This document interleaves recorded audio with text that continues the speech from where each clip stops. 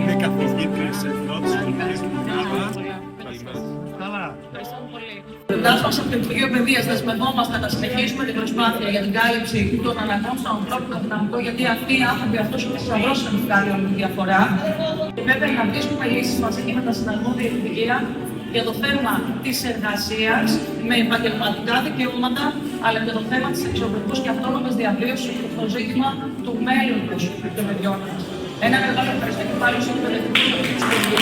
Και βέβαια στον διευθυντή μας, ένα μεγάλο ευχαριστώ γιατί βλέπω πώς το ενθουσιάζουν τα παιδιά. Ένα μεγάλο ευχαριστώ.